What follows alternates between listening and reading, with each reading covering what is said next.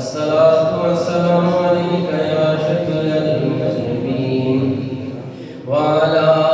آلك وأصحابك يا سونا مدینے والا دکھیاں کا آسرا سونا مدینے والا دکھیاں کا آسرا بولو سونا مدینے والا دکھیاں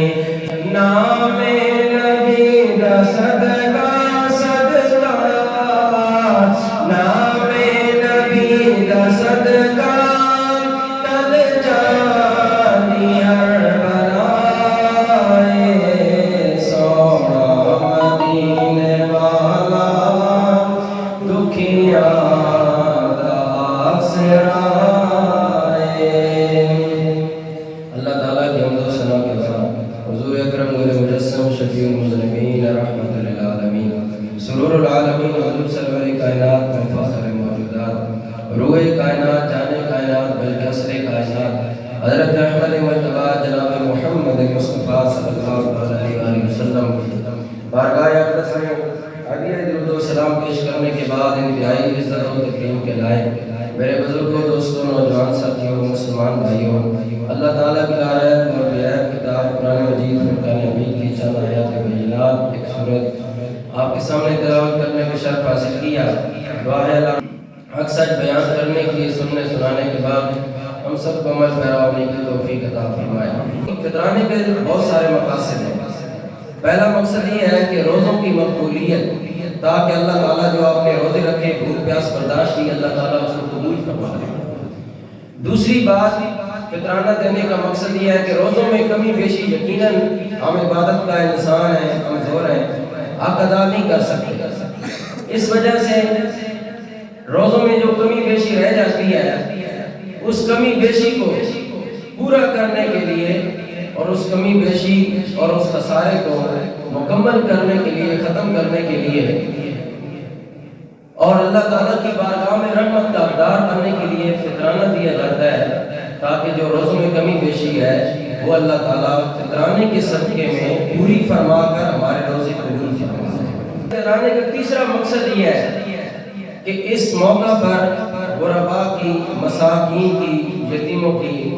پرورش ہو جائے، کفالت ہو جائے، ان کی مدد اور معاونت ہو جائے تاکہ وہ عید کی خوشیوں میں بھی وہ بھی شامل ہو سکیں۔ اس لیے فطرانے کا تیسرا مقصد یہ ہے۔ اور غریبوں کی، یتیموں کی، مسکینوں کی مدد کرنے کی اسلام نے تعلیم دی۔ نہ رکھ سکتا روزے تو وہ ضعیف العمر شخص بھی روزوں کا فدیہ دے، اور 320 روپے صدقہ فطر ہے۔ ایک روزے کا صدقہ فدیہ جو ہے وہ 320 روپے، 320 کو 30 سے ضرب دے دیں جو 9,600 روپے بنتا ہے۔ تو یہ فدیہ کس لیے ہے؟ یہ بھی غریبوں کی مدد اور معاونت کے لیے ہے۔ اب صدقہ فطر بھی غریبوں کی مدد معاونت کے لیے ہے۔ یہ بات عید الفطر یہ پیغام دے رہی ہے، اے مسلمانان عالم، عید الفطر صرف ہماری خوشیوں کا سامان نہیں ہے، صرف عیاشیوں کے سامان کے لیے نہیں ہے۔ عید الفطر کا دوسرا مقصد یہ ہے کہ ہم اللہ تعالیٰ کے سارا مہینہ روزے رکھ کر بھوکے پیاسے رہ کر اللہ کو راضی کر رہے تھے، اب اسی رب العالمین کو عید الفطر کے دن اللہ کی تکبیرات پڑھ کے کہ یا اللہ تیرا شکر ہے کہ تو نے ہمیں رمضان کے روزوں کی توفیق عطا فرمائی، اس شکرانے کے طور پر ہم عید والے دن بھی اللہ تعالیٰ کا ذکر کر کے اللہ کا شکر ادا کرتے ہیں۔ اس لیے اللہ تعالیٰ نے فرمایا وَلِتُكْمِلُوا الْعِدَّةَ وَلِتُكَبِّرُوا اللَّهَ عَلَىٰ مَا هَدَاكُمْ۔ اے لوگوں جو تم نے رمضان المبارک کی عدت کو پورا کر لیا، رمضان المبارک کے دن روزے والے دن تو نے پورے کر لیے، اے بندہ خدا اب اس طرح کر وَلِتُكَبِّرُوا اللَّهَ، اب پھر سے عید والے دن اللہ تعالیٰ کی تکبیر ہے، اللہ اکبر اللہ اکبر لا الہ الا اللہ واللہ اکبر وللہ الحمد۔ اس طرح تکبیرات کہہ دیجئے، فرمایا اس طرح تکبیر پڑھ، میری بڑائی بیان کر، اے بندہ خدا اس لیے میری بڑائی بیان کر کہ تو نے جو روزے رکھے ہیں، رمضان کا مہینہ گزارا ہے، نماز تراویح ادا کی ہے، قرآن کی تلاوت سنائی ہے، صبح شام اللہ تعالیٰ کی تابعداری میں تو نے پورا مہینہ گزارا ہے، تو اس میں کمال اے بندہ خدا تیرا نہیں ہے، یہ رب ذوالجلال کا کمال ہے کہ جس نے تمہیں ہدایت عطا فرمائی اور تم نے اس کو راضی کرنے کے لیے دن کو روزہ رکھا، رات کو عبادت کی، قرآن کی تلاوت کی، یہ سب رب کی عطا سے ہوا ہے، اس لیے تیرا کمال نہیں ہے۔ اس لیے جب رب کی عطا سے سارا کچھ ہوا ہے، سب کچھ اللہ کی عطا سے ہوا، اللہ کی مہربانی سے ہوا ہے، تو میرا اللہ تعالیٰ کا شکر ادا کر، اللہ کی تکبیر بیان کر، اللہ کی بڑائی بیان کر۔ تو نے روزے رکھ لیے، تو نے تراویح ادا کر لی، تو نے اللہ تعالیٰ کی قرآن کی تلاوت کر لی، یا تو نے جگہ بیٹھ کر صبح شام اللہ کا ذکر کرتا رہا، یہ کمال بندہ خدا تیرا نہیں، یہ کمال رب ذوالجلال کا ہے۔ اس لیے اس رب ذوالجلال کا شکر ادا کر کہ وہ رب ذوالجلال اگر عدل پر آ جائے اور بندے کو اپنے اعمال پر کبھی بھی میرے مسلمان بھائیوں تکبر میں نہیں آنا چاہیے کہ میں نے قرآن کی تلاوت اتنی کر لی، میں نے اتنے سجدے کر لیے، میں نے اتنے رکوع کر لیے، میں نے اتنے اللہ تعالیٰ کو یاد کر لیا، میں نے اتنی اللہ کی عبادت کر لی ہے، کبھی بھی اس تکبر میں مبتلا نہیں ہونا چاہیے کہ میں نے اتنا فطرانہ ادا کر دیا، میں نے فلاں بندے کو افطاری کرا دی، میں نے غریبوں کے گھر آباد کر دیے، میں نے غریبوں کے گھر میں راشن پانی پہنچا دیا، میں نے صدقہ فطر ادا کر دیا۔ میرے مسلمان بھائی یہ تیرا میرا کمال نہیں، یہ اس رب ذوالجلال کا کمال ہے جو فرما رہا ہے وَلِتُكَبِّرُوا اللَّهَ عَلَىٰ مَا هَدَاكُمْ۔ اے بندہ خدا پھر بھی بڑائی میری بیان کر کیونکہ میں نے تجھے ہدایت کا نور عطا کیا ہے،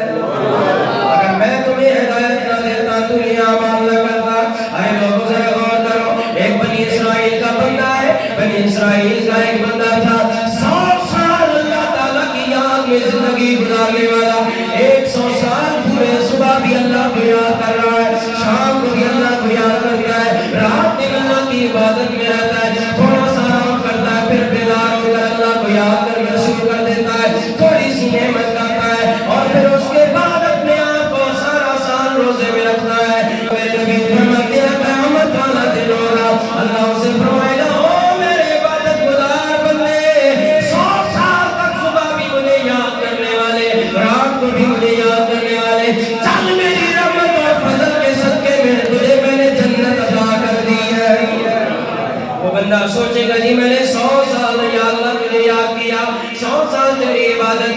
100 سال تیرا ذکر کیا، صبح بھی تجھے یاد کیا، شام بھی تجھے یاد کیا، میری عبادت کدھر گئی؟ اگر اب بھی میں تیری رحمت کے صدقے بخشا جا رہا ہوں تو میری عبادت کا کیا بنا ہے؟ سامنے دیوا کا میرے لائے نبی کریم علیہ السلام اللہ نے اس بندے کو کہا 100 سال اللہ کو یاد کرنے والا، ہم تو 1 مہینہ اللہ کی عبادت کرتے ہیں، 11 مہینے چھٹی، 1 مہینہ رحمان کو راضی کیا، 11 مہینے شیطان کو راضی کرتے ہیں، لیکن وہ بندہ خدا اللہ کی عبادت میں مصروف ہے، اللہ تعالیٰ کو یاد کر رہا ہے، اور اللہ تعالیٰ نے قیامت والے دن سے فرمائے گا چل بندہ خدا میری رحمت کے صدقے میں تو جنت میں داخل ہو جا، میرے فضل کے صدقے میں تو جنت میں چلا جا۔ وہ اس وقت کہے گا یا اللہ تو نے مجھے اپنی رحمت کے صدقے بھی بخشنا تھا تو میری عبادت کس کھاتے میں گئی، میرا ذکر کس کھاتے میں گیا، میری یاد کس کھاتے میں گئی، میرا ذکر اذکار سجدے کرنے کس کھاتے میں گئے؟ اللہ فرمائے گا اے بندہ خدا مجھے یہ بتا تو مجھے یاد کرتا رہا ہے، میری عبادت کرتا ہے؟ ہاں رب الجلال میں تیری عبادت کرتا رہا ہوں۔ اللہ فرمائے گا اے بندہ خدا کیا تو میری نعمتیں نہیں کھاتا رہا؟ بیابان صحرا کے اندر تجھے ٹھنڈے پانی کا روزانہ اہتمام کون کرتا تھا؟ فرمایا اللہ تیری عطا سے مجھے ٹھنڈا پانی ملتا تھا، فرمایا تیرے پاس سے انگوروں کا گچھا روز آتا تھا،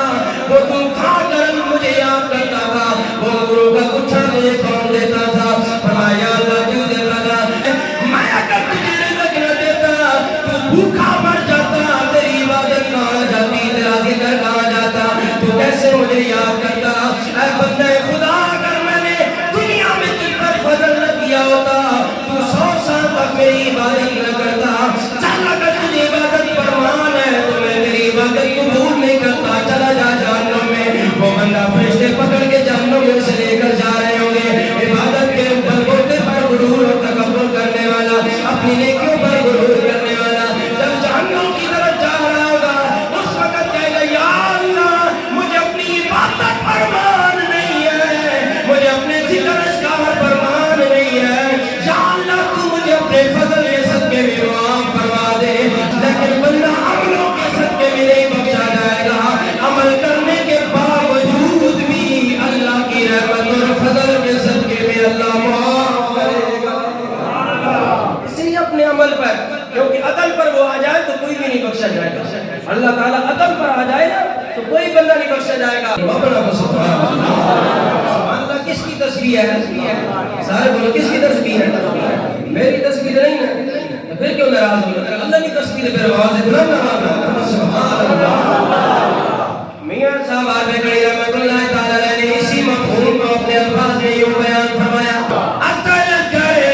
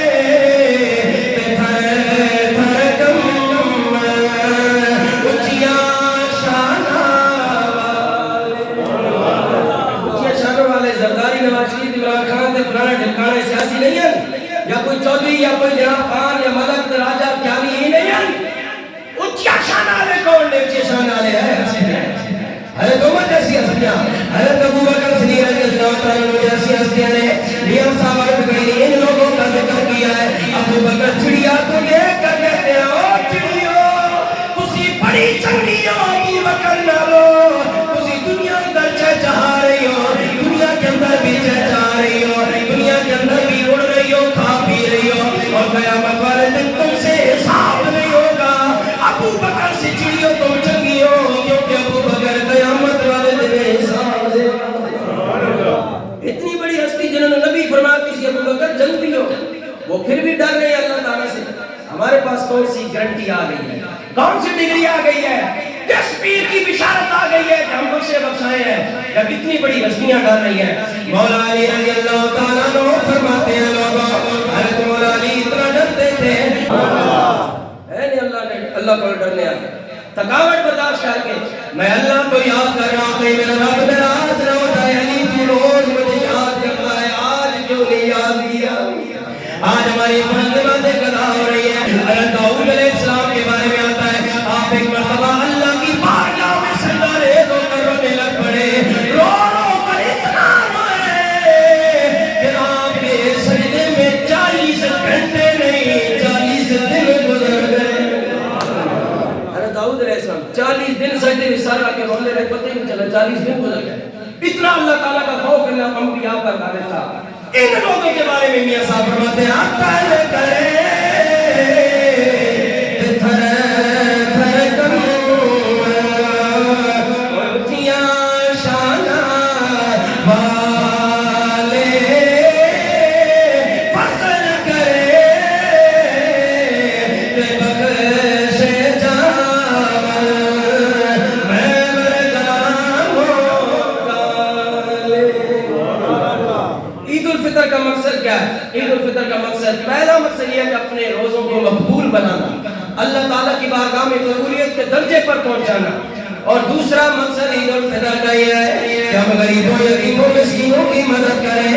عید الفطر کا یہی پیغام ہے. میرا ایمان نبی کریم علیہ الصلوۃ والسلام کے غلام اللہ کے اللہ نے قرآن میں فرمایا وَيُطْعِمُونَ الطَّعَامَ عَلَىٰ حُبِّهِ مِسْكِينًا وَيَتِيمًا وَأَسِيرًا. فرمایا جو اللہ کی محبت کی خاطر لوگوں کی مدد کرتا ہے سبحان اللہ غریبوں یتیموں کی مدد کرنا معاونت کرنا ان کو کھانا کھلانا کس کے لیے کھلانا اللہ کی محبت کی خاطر غریبوں کی مدد کرو. لوگوں جو غریبوں کی مدد کرتا ہے اللہ تعالیٰ کو بڑا پسند ہے. غریبوں کی غربت کا مذاق نہ اڑایا کرو غریبوں کی غربت کا خیال رکھا کرو. لوگوں میرے پاک نبی پاک کے غلاموں غریبوں کی مدد کرنا اللہ تعالیٰ کو اتنا پسند ہے. میرے پاک نبی کریم علیہ السلام کیونکہ جو دکھی ہوتا ہے اسی کو پتہ ہوتا ہے کہ دکھ کیا چیز ہے. میاں صاحب اس لیے کہتے ہیں دکھیے دیگر اور دکھیا جانے سکھیے یوں کے خبراں اور سچن جراتے موت نے مارے او بے تک تک روتے دکھی کی گال دکھی ہی جان سکتا ہے. سکھی کو کیا خبر ہے کہ دکھ کیا چیز ہوتی ہے. جس نے سکون میں زندگی گزاری ہے اسے کیا پتا غریب کی زندگی کیسے گزر رہی ہے. تکبیر نعرہ رسالت یا رسول اللہ نعرہ حیدری. سامنے دیوا کا میرے لائے پاک نبی کے غلاموں غریبوں کی مدد کرنا اللہ تعالیٰ اتنا پسند ہے. اللہ کے رسول کو اتنا پسند ہے. میرے لائے پاک نبی نے پریکٹیکل کر کے غریبوں کی مدد کر کے دکھایا ہے. اس لیے کبھی غریب کی غربت کا مذاق نہ اڑا کر اس کی مدد کر سکتا ہے تو کر نہیں تو کم از کم اس کا دلاسا تو دے اس کو لفظ تو میٹھے دے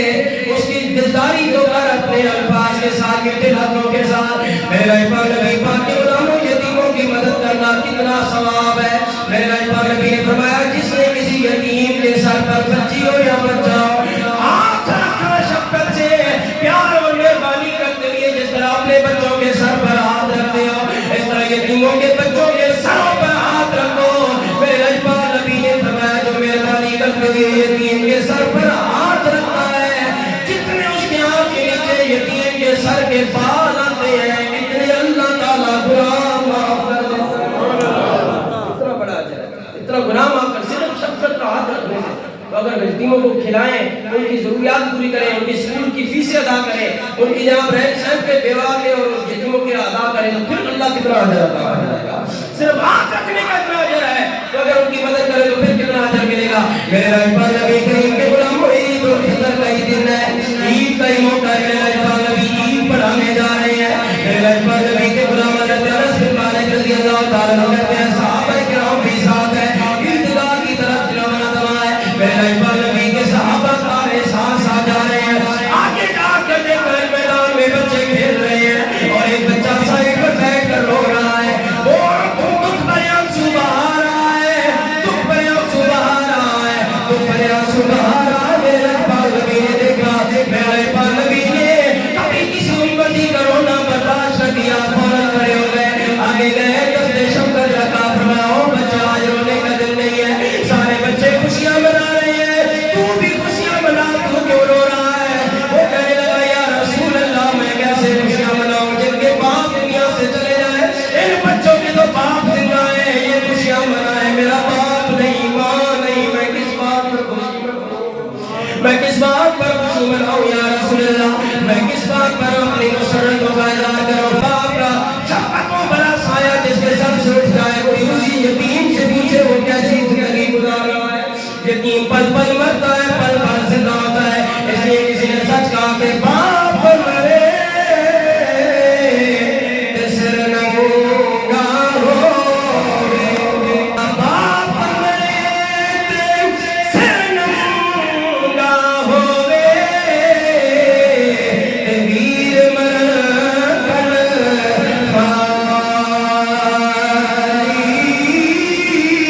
بھائی ماں باپ محمد بخشا کون کرے رکھوالی. ہم زبانی کلامی دوستیاں یاریاں لگاتے ہیں، مطلب کی خاطر یاریاں لگاتے ہیں، مطلب ختم تو سب کچھ ختم. اللہ کے قرآن نے کہا کہ لوگوں جس طرح تمہارے پر رشتہ داروں کے حقوق ہیں، اس طرح صاحب ایمان دوستوں کی بھی تم پر حقوق ہیں. وصاحب صاحب کے معنی ہوتا ہے دوست، فرمایا صاحب دوست کے بھی حقوق ہوتے ہیں. اب دوستوں کے حقوق ہم جانے والا ہے، ایک دوست مر رہا ہے، دوسرا کروڑ پتی ہے، اور جناب یہ میرا بڑا پیارا یار ہے جی، اور بھائی تیرا پیارا یار ہے کہ وہ مر رہا ہے، اس کا کبھی دیکھ تو صحیح نہ کہ اس کے بچے بھوکے ہیں کہ نہیں ہیں، وہ گھر میں گزارا کیسے کر رہا ہے. ہماری دوستیاں مطلب کی خاطر صرف نام کے لیے ہوتی ہیں، یا سپورٹر بنانے کے لیے ہوتی ہیں، یا ووٹر بنانے کے لیے دوستیاں ہوتی ہیں، حقیقت میں دوستیاں نہیں ہوتی. آج کل وفا نہیں ہے، آج کل تو بالکل ہی ختم ہو چکی ہے. پہلے لوگ یہ ہوتے تھے کہ کسی کا باپ کسی کے باپ کا سوالہ بنا، شادی کا دوست بنا، آگے اس کی نسلوں میں یہ دوستی چلتی تھی، اس کی نسلوں میں یہ دوستی چلتی تھی. آج کل کوئی نہیں دوستی چلتی، آج کل مطلب کی دوستی ہے. آج کل سب کے برا نہیں پوچھ رہے تھے، دوستوں کے تو پوچھ رہے ہیں. یہ ماحول بن چکا ہے، لیکن یہ اسلامی ماحول نہیں ہے. اسلام صرف بہن بھائیوں کے حقوق اور بیٹوں اور اولاد کے حقوق اور رشتہ داروں کے حقوق نہیں سکھاتا، اسلام ہمیں دوستوں کے حقوق بھی بتاتا ہے. شیخ سعدی علیہ الرحمن ایسے بزرگ ولی اللہ تعالیٰ کی گزرے ہیں. ان کا ایک دوست تھا، ایک مرتبہ وہ غریب ہو گیا، بے سہارا ہو گیا. اس نے کہا یار میرا کوئی اور دوست نہیں ہے جس پر میں بھروسہ کر سکوں. اس نے کہا یار کس یار کے پاس جاؤں، کون سا وفادار یار ہے، یہاں تو جس کے پاس جاؤں گا وہ مذاق اڑائے گا، بھوکیا میرے دروازے کا، یا وہ دروازہ ہی بند کر دے گا، کہے گا بچوں کو کہے گا جاؤ کون ہے جی فلانے چاچو آئے ہیں جی، اچھا بیٹا جاؤ، نہیں وہ گھر پر ہی نہیں ہے. لیکن شیخ سعدی علیہ الرحمن کا دوست آیا، جب دروازے پر آیا ہر شیخ سعدی علیہ الرحمن نے کہتے ادھر لوٹی نکرانی باہر نکلی، کہا کون ہے، کہنے لگا میں شیخ سعدی کا دوست ہوں. لوٹی نکرانی نے پہچان لیا، کہا جی کیا وجہ ہے، شیخ سعدی علیہ الرحمن تو گھر پر نہیں ہے. کہنے لگا مجھے یہ بتائیے اگر وہ کس ٹائم آئیں گے، کہیں وہ لمبے سفر پر گئے ہیں، آپ بتائیں آپ کی ضرورت کیا ہے، میں آپ کی ضرورت پوری کر دوں گی. وہ نوکرانی نے یہ کہا، اس نے کہا مجھے چند پیسے ضرورت ہے، غربت کا شکار ہو گیا ہوں، شیخ سعدی علیہ الرحمن کے پاس اس لیے آیا، چلو میں چند دن کے بعد آؤں گا. نوکرانی نے کہا ٹھہر جائیے جانا نہیں ہے آنے والے. نوکرانی اندر گئی، شیخ سعدی کے مال و دولت میں سے کچھ اشرفیاں دینار درہم نکال کر اس آدمی کو دے دیے. شیخ سعدی کا دوست لے کر چلا گیا. چند دن کے بعد شیخ سعدی واپس آئے. نوکرانی نے بتایا اے شیخ والے کے مکان، اے میرے والے آپ کا دوست آیا تھا، میں نے اس کو یہ مال و دولت کی ضرورت ہی دے دیا. شیخ سعدی رونے لگ پڑے،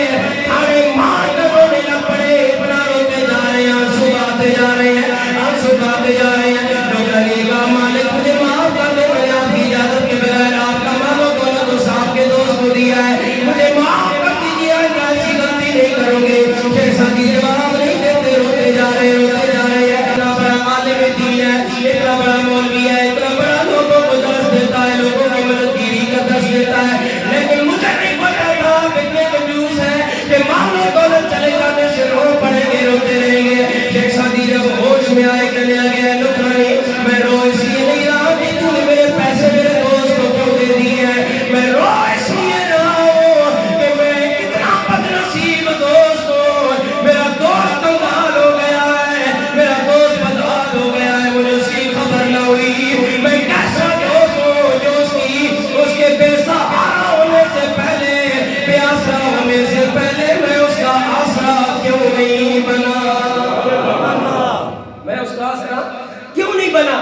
بے سہارا ہونے سے پہلے، میں اس لیے رو رہا ہوں کہ عائشہ سعدی تو کیسا دوست ہے، کیسا بے وفا دوست ہے، تیرا دوست مجبور ہو گیا، تجھے پتہ بھی نہیں چلا،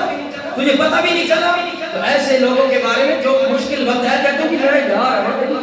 بیٹھے ہونے جا والا تو کوئی پریشانی نہیں، اور جب بندے کو مجبوری بن جائے دروازے بند ہو جاتے ہیں، فون نمبر بند ہو جاتے ہیں، موبائل بند ہو جاتے ہیں، اے دوستیاں ساڑی آج کل، لیکن میاں صاحب آتے گڑی آرے بنے ایسے دوستوں کے بارے میں ہی کہا تھا کہ دنیا پہ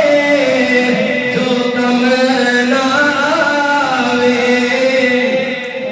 اپنا تو سبحان اللہ، مجھے کتنے مقتدی مولوی صاحب کوئی مسئلہ نہیں ہے، اسی جناب پڑھنا بڑا پیار کرنے ہیں، سر پیار کس ویلے تک کرنے جس تک میں ممبر سے بیٹھا ہوں، ممبر پہلے لانا پیار ختم ہو جائے، یہ پیار سے تقریر دوران آتا، جس ویلے مدنی تقریر ہوئے تو شعر ہوئے اس ویلے مولوی صاحب سے پیار آتا، مولوی صاحب تھلے لگتے مولوی صاحب نے کیڑی ضرورت ہے، مولوی صاحب نے ضرورت نہیں، انہوں نے تو پیسے کی ضرورت نہیں، انہوں نے کسی چیز کی ضرورت ہی نہیں، اور تو اللہ والے بھی انہوں چھوڑو پیسے کی ضرورت ایسا ہے کیونکہ نصیب اللہ ایسا بلانی، عطا اللہ ایسا خیلی ایسا بلانا، کنجر ایسا شادی کے چاہے پیسے نہیں لوٹ تو سب میں مولوی کی ضرورت ہی بنی، لیکن ایسے دوستوں کے بارے میں کہا ہے میاں صاحب نے کڑی نے کہ دنیا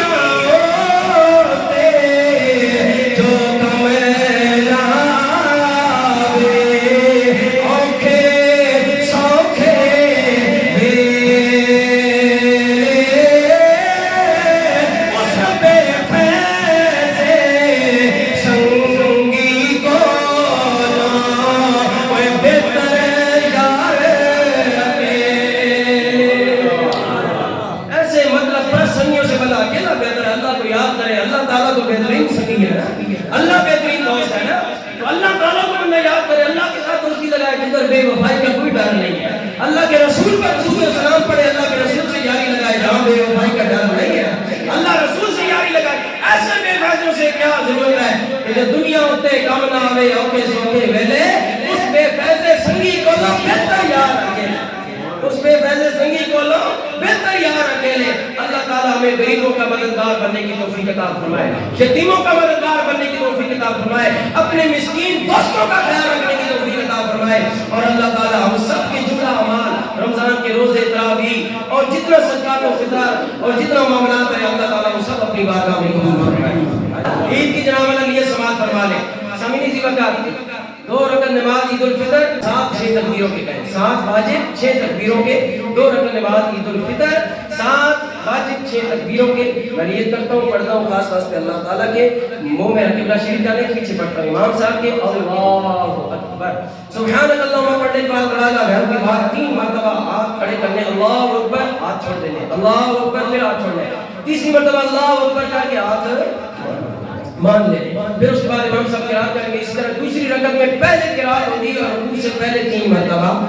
تکبیرات ہوگی اور وہ تکبیرات اسی طرح کرنی ہوگی، چوتھی تکبیر کے ساتھ ہاتھ باندھنے نہیں ہے، دوسری رکعت ہوگی بلکہ چوتھی تکبیر کے ساتھ رکوع میں جانا ہے، تو یہ نماز عید الفطر